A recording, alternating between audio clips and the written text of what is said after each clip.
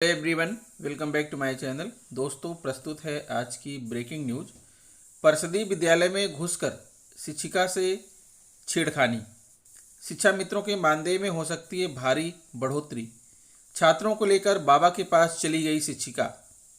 5 साल से लगातार अनुपस्थित बेसिक शिक्षिका। शिक्षक की पीड़ा, सभी शिक्षक एक बार अवश्य पढ़ें। पेंशन मंजूरी के लिए सीधे जिम्मेदार होंगे डीडीओ। सेवानिवृत्त के 6 माह पूर्व भेजे जाएंगे एसएमएस अलर्ट। चयनित को 23 साल बाद नियुक्ति देने का निर्देश। 30 जून को रिटायर कर्मचारियों को मिलेगी वेतन वृद्धि। पुरानी पेंशन के लिए 21 को सख्ती प्रदर्शन करेंगे कर्मचारी। 54,000 से अधिक पंचायत सहायकों का चयन हुआ पूरा। आइए देखते हैं दोस्तों खबरें विस्तार से। जी हाँ दोस्तों, आप देख पा रहे हैं खबरें विस्तार से किंग्समैन ई-हब यूट्यूब चैनल पर। प्राथमिक शिक्षा मित्र संघ के समस्त प्रांतीय पदाधिकारी, मंडल अध्यक्ष, जिला अध्यक्ष एवं ब्लॉक अध्यक्षों को निर्देशित किया जाता है कि अधिकार मंच के अंतर्गत होने वाले 30 नवंबर को लखनऊ में विशाल धरना प्रदर्शन में सभी शिक्षा मित्रों को लेकर आगे आने की व्यवस्था करें और सदस्यता अभियान चलाकर सभी शिक्षा मित्रों को संगठन का सदस्य बनाने का लक्ष्य भी पूरा करें। इस महारैली में शिक्षा मित्रों के अधिक संख्या में प्रतिभाग करने से सरकार में चल रहे शिक्षा मित्रों को मानदेय बढ़ोतरी सहित अन्य समस्याओं के निराकरण होने की पूरी संभावना है। इसलिए सभी जिला अध्यक्ष प्रत्येक ब्लॉक से कम एक बस की व्यवस्था करके लखनऊ के इको गार्डन मैदान में अवश्य पहुंचे और साथ में शिक्षा मित्रों का सम्मान वापस करो, अपना संकल्प पत्र पूरा करो जैसे स्लोगन लेकर हाथ में तख्ती लेकर जरूर आएं। आपका शिव कुमार शुक्ला, प्रदेश अध्यक्ष, उत्तर प्रदेश प्राथमिक शिक्षा मित्र संघ, उत्तर प्रदेश। 5 साल से लगातार अनुपस्थित बेसिक शिक्षिका से जवाब तलब। सुल्तानपुर कुड़वार ब्लॉक के प्राथमिक विद्यालय में नौगवाराय तासी की सहायक अध्यापिका प्रतिभा कश्यप 5 साल से स्कूल पढ़ाने नहीं गई। जिला बेसिक शिक्षा अधिकारी ने खंड शिक्षा अधिकारी के माध्यम से 6 अनुस्मारक कारण बताओ नोटिस जारी कर शिक्षिका से जवाब तलब किया, लेकिन उनकी ओर से कोई जवाब नहीं दिया गया। बीएसए दीवान सिंह यादव ने गुरुवार को कारण बताओ नोटिस जारी कर उनसे 1 सप्ताह के अंदर स्पष्टीकरण देने का निर्देश दिया है। पीएसए ने बताया कि कुड़वार ब्लॉक के प्राथमिक विद्यालय नौगवा रायतासी की सहायक अध्यापिका प्रतिभा कश्यप 1 दिसंबर 2017 से लगातार स्कूल नहीं आ रही हैं। बीईओ कुड़वार की ओर से बार कारण बताओ नोटिस जारी की गई, लेकिन प्रतिभा कश्यप ने विभाग की ओर से जारी नोटिस का कोई जवाब देना उचित नहीं समझा। विभाग को कोई साक्ष्य नहीं देने से स्पष्ट है कि वह अध्यापक के पद पर कार्य करने की इच्छुक नहीं है। उन्हें अंतिम बार विद्यालय से लगातार अनुपस्थित के बारे में साक्ष्य सहित 1 सप्ताह के अंदर स्पष्टीकरण देने को कहा गया है। अगर जवाब नहीं मिला तो उनकी सेवा समाप्ति कर दी जाएगी। अब दोस्तों, प्रस्तुत है एक शिक्षक की पीड़ा, वो भी कविता के माध्यम से। माँ शारदे की स्तुति करके चरणों में शीश झुकाता हूँ, मैं शिक्षक की पीड़ा के कुछ मार्मिक गीत सुनाता हूँ। मीजल्स रुबेला टीकाकरण हेतु घर घर दौड़ा जाता हूँ, टीकाकरण से कोई मना करे फौरन उसको समझाता हूँ। वृक्षारोपण की गिनती के लिए सब नलकूपों पर जाता हूँ, मोटरसाइकिल पेट्रोल खाए मैं खाक छान कराता हूँ।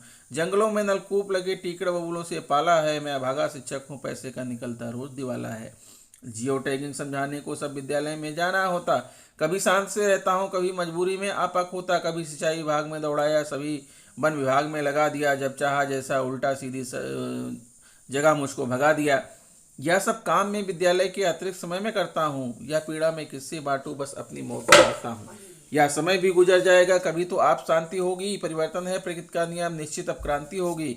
निरीक्षक कभी मुखातिब हो तो नियमावली समझाते हैं, वह 30 वर्ष की सेवा बताएं, 29 की हम भी बताते हैं। यह जीवन है एक शिक्षक का, सबकी सुननी होती है। शिक्षक एक निरीह प्राणी, अंतरात्मा उसकी रोती है। हाँ, स्वर्ग मेरा है शिक्षण, कक्ष एवं गौरव अध्यापन में, उल्टा सीधा जो लिख डाला भला है समापन में। 2 शब्द बहुत कारगर है, जो प्राप्त है वही पर्याप्त है। इन्हीं शब्दों के साथ बीपी की अपनी बात समाप्त है। बीपी सिंह यादव, मैनपुरी। तो दोस्तों, ये रही एक शिक्षक की पीड़ा कविताओं के माध्यम से प्रस्तुत की गई। अब देखिए, पेंशन मंजूरी के लिए सीधे जिम्मेदार होंगे डीडीओ। लखनऊ, राज्य सरकार की सेवा से रिटायर होने वाले कार्मिकों को अपने पेंशन के कागजात तैयार कराने के लिए दफ्तरों और आहरण वितरण अधिकारियों डीडीओ के चक्कर नहीं लगाने होंगे। रिटायरमेंट से 6 महीने पहले कार्मिक पेंशन के लिए ऑनलाइन आवेदन कर सकेगा। औपचारिकताएं पूरी करने के लिए डीडीओ जिम्मेदार होंगे। पेंशन स्वीकृति की प्रक्रिया के लिए हर स्तर पर समय सीमा तय की जाएगी और जिम्मेदारी भी। राज्य सरकार ने ई पेंशन प्रणाली को और सहज और कर्मचारी हितैषी बनाने का निर्णय किया है। नई व्यवस्था को अगले साल अप्रैल से लागू किया जाएगा। शासनादेश जल्दी जारी किया जाएगा। सेवानिवृत्त होने वाले कर्मचारियों को अब रिटायरमेंट के 6 महीने पहले ही ई पेंशन प्रणाली के तहत पेंशन के लिए ऑनलाइन आवेदन करने की सुविधा होगी।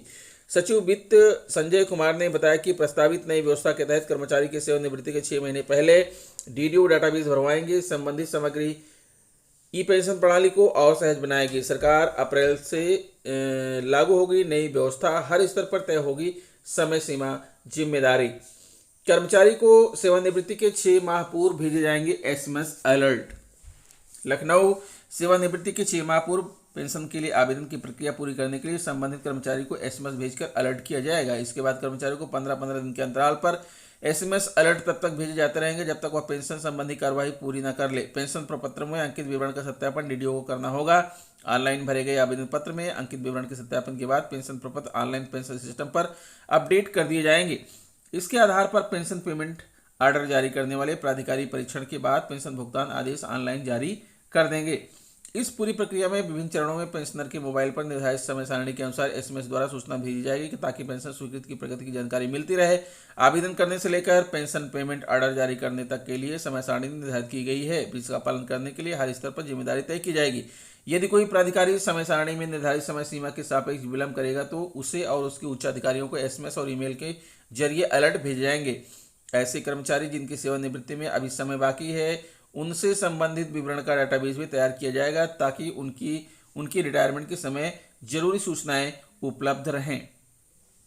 चयनित को 23 साल बाद नियुक्ति देने का निर्देश। प्रयागराज इलाहाबाद हाईकोर्ट ने 1998 की पुलिस भर्ती में चयनित मुरादाबाद के कृष्ण कुमार को 23 साल बाद सेवा में बहाल करने का निर्देश दिया है।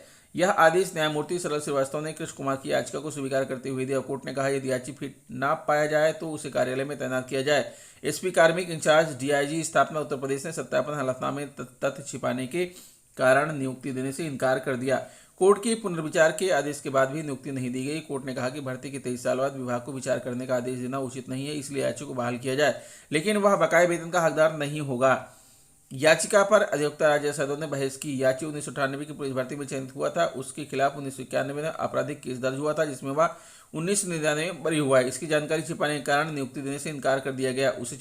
उसने चुनौती दी तो कोर्ट ने कहा कि याची आपराधिक केस में बरी हो चुका है। ऐसी स्थिति में धोखाधड़ी के केस का कोई मायने नहीं है।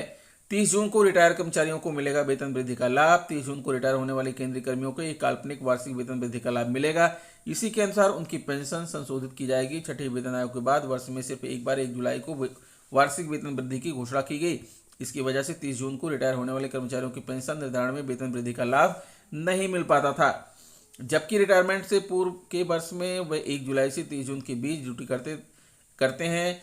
इसके लिए एजी ऑफिस के रिसेश्वर उपाध्याय समेत 24 लोगों ने न्यायालय का दरवाजा खटखटाया। रिसेश्वर ने बताया कि रिटायर कर्मचारियों के पक्ष में आदेश हुआ है। इसके तहत एक काल्पनिक वार्षिक वेतन वृद्धि के साथ पेंशन संशोधित किया जाएगा। लखनऊ रैली को सफल बनाने के लिए किया संपर्क। पुरानी पेंशन की बहाली समेत अन्य मांगों को लेकर कर्मचारी, शिक्षक, अधिकारी, पेंशनर अधिकार मंच की ओर से 30 नवंबर को लखनऊ में प्रदेशव्यापी रैली की घोषणा की गई है। आंदोलन के पक्ष में समर्थन जुटाने के लिए अलग अलग यूनियन के प्रतिनिधियों ने बृहस्पतिवार को भी जनसंपर्क अभियान चलाया।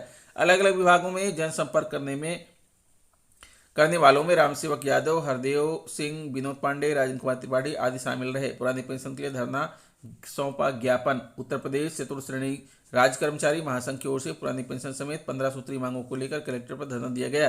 कर्मचारियों ने ज्ञापन भी सौंपा। मांग नहीं माने जाने पर उन्होंने तेज आंदोलन की चेतावनी दी। ज्ञापन सौंपने वालों में तृतीय श्रेणी कर्मचारी महासंघ के मंडल अध्यक्ष अश्विनी कुमार श्रीवास्तव, मुकेश कुमार, लालचंद मौर्य, अक्षय कुमार, जफर हसन आदि शामिल रहे। 52,000 से अधिक पंचायत सहायकों का चयन हुआ पूरा। निदेशालय में प्रशिक्षण शुरू। उत्तर प्रदेश की 58,189 ग्राम पंचायतों में से 54,763 में पंचायत सहायकों का चयन पूरा हो गया है। बाकी ग्राम पंचायतों में चयन की कार्रवाई चल रही है। शासन के निर्देश पर पंचायत सहायकों का प्रशिक्षण कार्यक्रम भी तय कर दिया गया है। 4 मंडलों का प्रशिक्षण निदेशालय में, जबकि 14 का मंडल स्तर पर होगा। निदेशालय स्तर पर आवासीय प्रशिक्षण शुरू हो गया है। निदेशक पंचायती राज अनुज कुमार झा ने बताया कि चयनित पंचायत सहायकों को 2 दिनी आवासीय प्रशिक्षण की व्यवस्था की गई है। उन्होंने बताया कि बरेली, झांसी, आजमगढ़ और बस्ती मंडलों के 12,048 पंचायत सहायकों का प्रशिक्षण राज्य स्तर पर हो रहा है। अन्य 14 मंडलों के 46,141 पंचायत सहायकों का प्रशिक्षण मंडलीय उप निदेशक पंचायत के निर्देशन में होगा। उन्होंने बताया कि प्रशिक्षकों को 1,250 रुपये प्रति दिवस मानदेय मिलेगा। 14 मंडलों में पंचायत सहायकों के 2 दिनी आवासीय प्रशिक्षण के लिए 8.53 करोड़ रुपए जारी कर दिए गए हैं। उन्होंने बताया कि समस्त चयनित 58,189 पंचायत सहायकों का प्रशिक्षण दिसंबर तक पूरा होने की उम्मीद है। छात्रों को लेकर बाबा के पास चली गई शिक्षिका, अभिभावकों का हंगामा, बीएसए ने दिया जांच का आदेश। जाने पूरा मामला। सेवापुरी जांसा थाना क्षेत्र के कंपोजिट विद्यालय देहली विनायक में तैनात शिक्षिका चोरी के मामले की पूछताछ के लिए 8 बच्चों को लेकर बाहर चली गई। बृहस्पतिवार को दोपहर गए बच्चे शाम तक नहीं लौटे तो अभिभावक विद्यालय पहुंच गए और हंगामा करने लगे। हालांकि 4:30 बजे बच्चों को लेकर शिक्षिका विद्यालय पहुंच गई। इसके बाद अभिभावक बच्चों को लेकर थाने पहुंचे और शिक्षिका के खिलाफ मुकदमा दर्ज करने की मांग की। हेडमास्टर ओमकार मिश्रा के अनुसार शिक्षिका आरती पांडे का बीते दिनों विद्यालय परिसर से पर्स गायब हो गया था। उसमें मोबाइल और कुछ जेवर थे। शिक्षिका द्वारा बताया गया कि 700 रुपए में ऑटो रिजर्व कर किसी बाबा से पूछताछ के लिए गई थी। शिक्षिका ने दोपहर में कक्षा 4 के 8 बच्चों से बैग चारदीवारी के बाहर फेंककर गेट से लेकर कटका स्टेशन के लिए ऑटो से चली गई। इधर छुट्टी होने पर जब बच्चे घर नहीं पहुंचे तो अभिभावक घबराने लगे। अभिभावक विद्यालय पहुंचकर बच्चों के संबंध में पूछताछ की तो हेडमास्टर सहित अन्य शिक्षकों के होश उड़ गए। कुछ देर बाद पता चला कि यहाँ पर शिक्षिका बच्चों को लेकर चोरी के बारे में पूछताछ के लिए किसी बाबा के पास गई है। शिक्षिका शाम को लगभग 4:30 बजे जब बच्चों को लेकर विद्यालय पहुंची तो अभिभावक भड़क उठे। इस बारे में एबीसी ने कहा कि शिक्षिका कार्रवाई के लिए संस्तुति की है। वहीं बीएसए राकेश सिंह ने कहा कि जानकारी मिली है, जांच कर आवश्यक कार्रवाई की जाएगी। परिषदीय विद्यालय में घुसकर शिक्षिका से छेड़खानी। प्रयागराज लाल गोपालगंज परिषदीय विद्यालय में घुसकर शिक्षिका से छेड़खानी का मामला सामने आया है। घटना की सूचना पुलिस के साथ प्रधान को दी गई। घटनास्थल पर पहुंचकर पुलिस ने युवक को हिरासत में ले लिया। युवक को मानसिक रूप से बीमार बताया जा रहा है। तो दोस्तों, ये रहा आज का ब्रेकिंग न्यूज। आशा करता हूं वीडियो आपको अच्छी लगी होगी। अगर वीडियो आपको अच्छी लगी है तो प्लीज मेरे चैनल को सब्सक्राइब कर लीजिए, बेल आइकन को प्रेस कर दीजिए। मिलते हैं आपसे नेक्स्ट वीडियो में कुछ नई जानकारी लेकर। तब तक के लिए नमस्कार।